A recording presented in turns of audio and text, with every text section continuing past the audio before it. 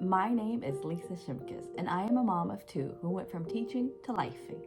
I enjoy writing, reading, crafting, and learning.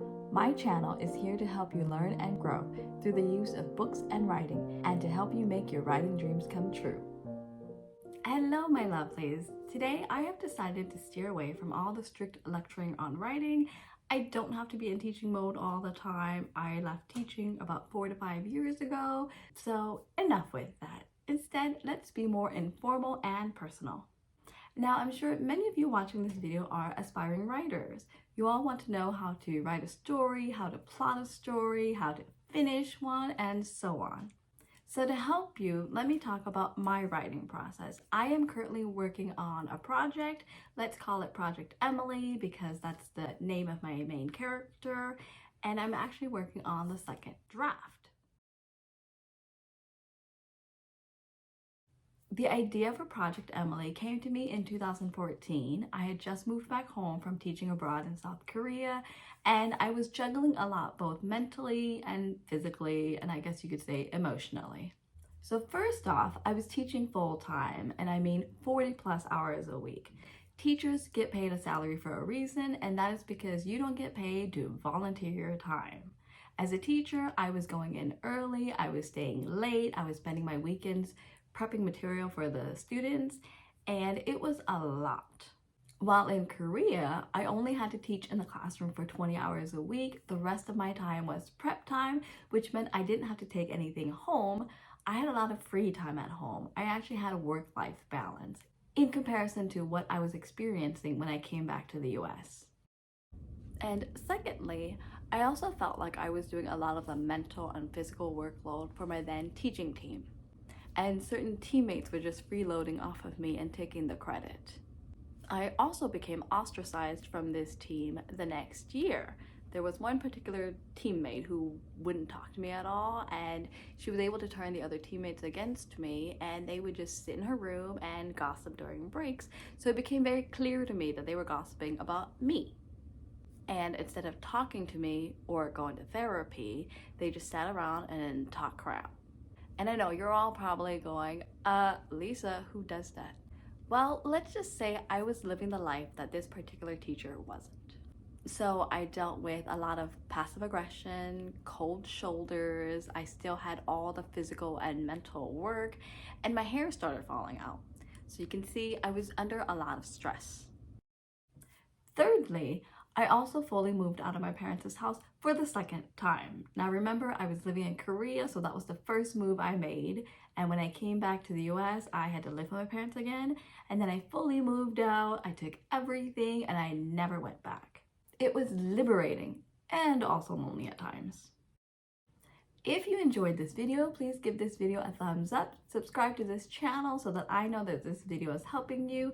It also helps me to know that these videos are making a difference on this channel and overall. And fourthly, I also had pressure from my parents to move back home and continue to be invisible to them, as well as be told that I need to be married off because I was too old. I was 26 at the time. My parents were very offended that I moved out of the house from them, even though my existence is purely to serve them or stay out of their sight. Long story short, my parents, specifically my mother, is a child in an adult body. I felt like I needed to parent my parents, so why continue to live with these little children in adult bodies? All in all, I felt out of place both in my family and at work. So they say to write what you know, so I took what I was experiencing and I poured it into Project Emily, and that's where the story idea came from. Project Emily is a very emotional project for me because, again, I was pouring so much of myself into this story. Therefore, I love my main character and I love all the secondary characters, and I was able to write my novel. Back to Project Emily, I actually had to put her away for some time because I didn't have a strong story plot and I hit a block. To help me get further in Project Emily, I did several things, such as watching the advice videos from authors, I joined their newsletters, I read whatever free writing courses were available, and I read many books on the craft of writing. All the research that I've been doing in order to write Project Emily is what I teach you guys here on this channel, honestly. And I started listening to audiobooks. For those of you new to this channel, I'm a mom of 2 toddlers. I still work 40 hours a week, and that means that I don't have a lot of time to read, if at all. Anytime I do want to pick up a book, well, my kids want the book too, so I don't get to read.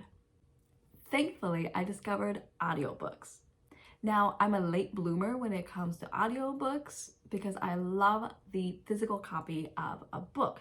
However, my writing has been lacking, so therefore my vocabulary is poor, my sentence structures, everything that goes into making a book great. I was lacking in that ability. Therefore, I decided to try audiobooks, and it has been a lifesaver. I'm gonna let you guys in on a little secret. For the books that I review on this channel, it's all thanks to audiobooks. I've been able to review the books all because I can listen to them in audio form. I'll link the playlist below. If you have never listened to an audiobook because, like me, you love the physical copy of a book, but you don't have time to read, I highly encourage you to listen to it in audio form. It's a lifesaver.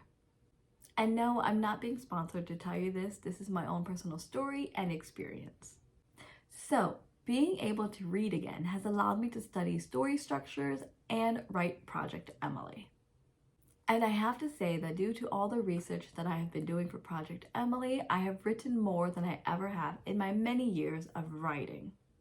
I've been wanting to be a writer since I was 12, 13 years old, and I have boxes and USBs full of writings.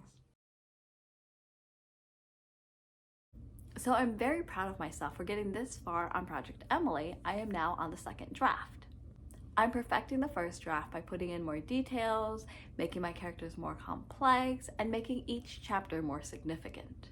Now, I can't give you guys any details on Project Emily, but I have to say that I ate my own medicine to get this far, and that's through to the writing courses that I have on this channel. I will link the courses in the description box below so that you guys have access to them. I also use the format in my novel writing kit, which you guys can find more information about down below. All in all, implementing what I teach has allowed me to write a book, and I want you guys to be able to do the same thing. So go watch the courses, get my novel writing kit, and start writing. I would not be advocating for myself if this didn't work, because it does. To recap and close out this video so I don't bore you guys, in order for me to write Project Emily, there were a lot of things that I did. I gained a story idea from my own personal experiences. I used many different methods to get out of writer's block. I listened to audiobooks, especially in the genre that I am writing. And I'm on the 2nd draft of my novel due to the things that I teach on this channel. These are all tried and true methods for me, and they truly work, and I really hope that you can apply this to your writing and also finish your novel. Thank you all so much for watching me talk about my writing process. I hope you learned something from me and apply it to your own writing, and I really hope that you come back to this channel for more. Take care, and I'll see you in the next video. Bye!